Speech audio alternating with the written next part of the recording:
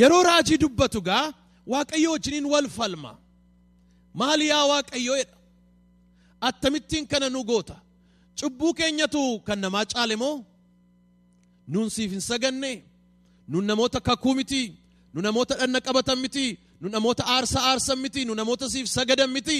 Ituu nuyi si wajjiniin jiraannu mootiin keenya du'ee ituu abdiin qabaatin attamittiin dabarsitee kalaadota warra hamoo kanatti dabarsitee nu laattaa. Maaliif kana goota? Ituu kana jedhu, ituu kana faarfatu, ituu kana dubbatu komee dhala. Negativity breeds negativity. Despair breeds despair. Nama abdii kutatu wajjiniin hin oolin. Akka jedhu macaafni qulqulluun nama amantiin qabnee wajjiniini walitti nama amantiin qabne yeroo baay'ee fuudhaaf heeruma irratti jedhu nama amantiin qabne hin fuudhin yookiin nama amantiin qabnetti hin heerumin jedhu. Hin hiriyoomin iyyuu fuudhaaf heerumni illee achaafu. Maaliif nama amantiin qabne wajjiniin yoo oolte waan hundumaa banneerra nu dhumeera tuusin jedhu atis ituma guyyaa lama biraa ooltee galgala gaafa dhuftu nu dhumeera jechuutti kaataa jechuudha. Akka utaallooti negativitiin namatti gala. Yoo bira ooltee isuma inni qufa'u galtee qufaata. Kanaaf qufaa sana waaqayyo nu keessaa buqqissu. Meegaa shanameen jedhaa. Imbaaqoomitti qufaa kanatu gale. Because he spends all his life in this negative mentality. Complain ituu godhu, ituu aaru, itti dhiisee tajaajila itti dhiisee mana qulqullummaa keessaas ba'ee warra waaqayyoon hin amannetti dhaqee achitti hiriire. Salfanyaa warra abdii kutatanii keessatti argame dhaqe. Inni isa warra achi nu gatteetta, nu dhiifteetta achi keessan jiran har'aa kaase. Ani warra si komatu keessan jira. Kana keessatti waaqayyo dhufee gurra isaa qabeetu jara keessaa harkisee achi baasee Imbaaqoom jedhe. Innata malaaltu kuni akka ammaatti itti fufuu barbaadda yoo ta'e na komattee na jibbitee abdii kutannaa keessa dhattee hiriirta yoo ta'e fooyya'aa adeema miti. Tu cimaa adeema malee ittiin jedhe. Ittu cimaa adeema malee ittiin jedhe. Abdii kutannaadhaan wanti fooyya'u hin jiru. Biyya dukkanaa keessatti sabni waaqayyoo ifa eeggata. Lafa duumessi hin jirre keessatti sabni waaqayyoo yandoo eeggata. Hallelujah. Rabagala badiabos. Hallelujah. Meegaa shanameen jedhi. Hallelujah.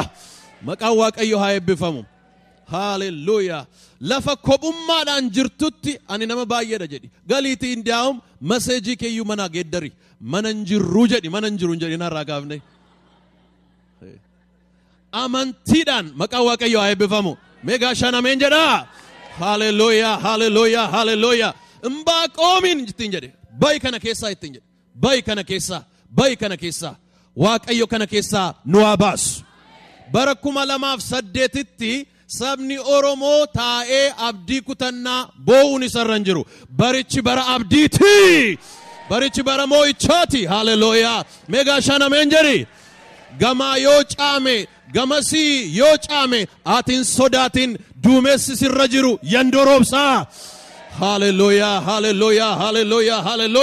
Kanattiin jedhe dubbii waaqayyo. Stop complaining. Imbaaqoom bayi keessaa ittiin jedhe. Bayi keessaa. Amma gaa bayinaan jettee falli koo maaliree? Falli kee kan si baasu kana keessaa ergaan sii qabaa jedhee waaqayyo. Ergaan sii qaba. Ergaa sanaa achi keessaa kanatti ittiin baatuun sitti maa ittiin jedhe. Imbaaqoom boqonnaa lamatti. Boqonnaan tokko boqonnaa kompleeniiti. Boqonnaa lamatti bayi gaafa waaqayyo ittiin jedhu akkas jedhe Imbaaqoom. Ani iddoo dhaabbatanii eeggatan irra dhaabbadhee nan eega. Mee walii wajjiniin jenna. Ani iddoo dhaabbatanii eegan achirra dhaabbadhee nan eega. Meegaa shanameen jedhaa. Iddoo hundumaa dhaabbattee eeggatta miti gaa.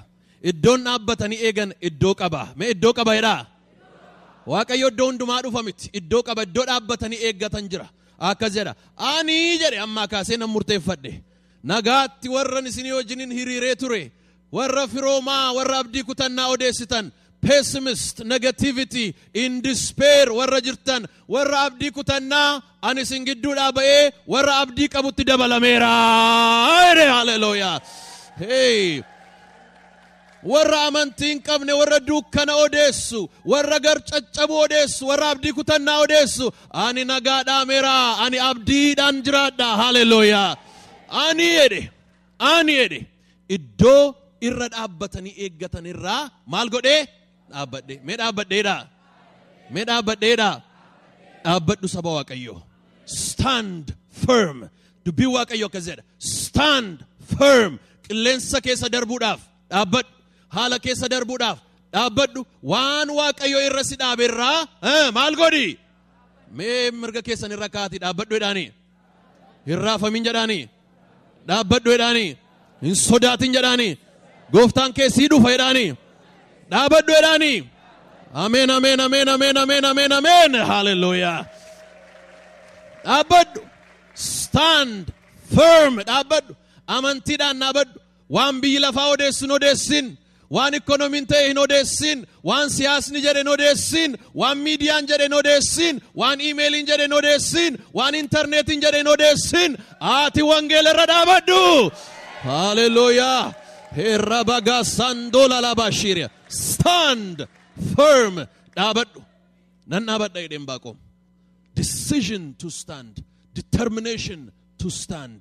I have stood for hope. Abdiidhaaf an dhaabadhaan. Ani amantiidhaaf an dhaabadha.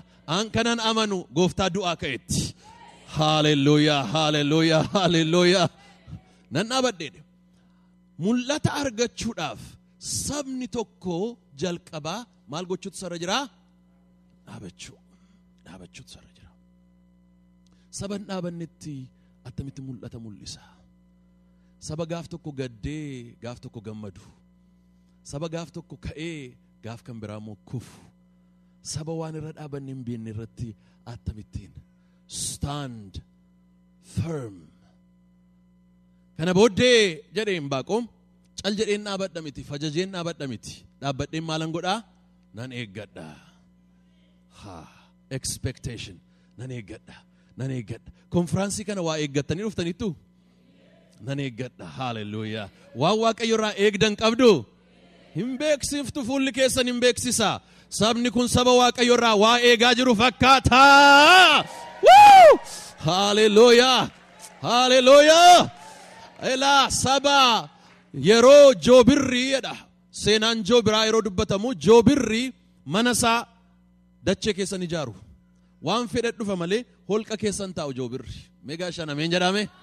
Hin teenyu holqa keessa jedha. Hin teenyu dachaa keessa jedha. Gooftaan gaaratti ol nu baaseera. Achi kan gad nu buusu hin jiru. Hallelujah. Amen, amen, amen, amen. Amen, amen. Amen, amen. Barri holqaa, barri golaa darbeera Pastor Mazgabu. Herra bagaa shandala laboria. Barichi bara waltajjiiti. Barichi bara gaaraati. Iyesuus tu godhe galanni isaaf haa ta'u. Meegaa shan ameen jedha. Hallelujah. Hey. Akkas jedhe egaa gooftaan. Bayi holqa kee keessaa. Kana booddee joobirri gaararra taa'a. Mana isaa gaararratti malee ni ijaaru. Sabni Waaqayyoon eeggatu jedha. Akka maaliiti jedha Macaafa Qulqulluun? Akka joobiraati. Sabni Waaqayyoon eeggatu. Nan eeggadha jedhe. Gaararra taa'eetu eeggata. Kana booddee jedha joobirri akka allaatti baallee isaa raasaan oolu. Joobirri jedha gaararra taa'ee baallee isaa baneetu qilleensa eega jedha. Gaafa qilleensi dhufu glide godha jedha ka'e. Sabni Waaqayyoo baallee isaa banee Waaqayyoon eegaa. Gaafa Waaqayyo dhufu ol si kaasa. Hallelujah. Naman eegin, haalan eegin, baran eegin, abdii naman godhatin, Waaqayyoon eegi ol si kaasa. Hallelujah. Hallelujah. Waaqayyoon eegi ol si kaasa. Oh, raajida. Ergaa kana fudhadhu. Waaqayyoon eegi ol si kaasa. Jiruu kee keessatti ol si kaasa. Nagada kee keessatti ol si kaasa. tajaajila kee keessatti ol si kaasa. Waaqayyoon eegi ol si kaasa. Galateeffadhu Gooftaa.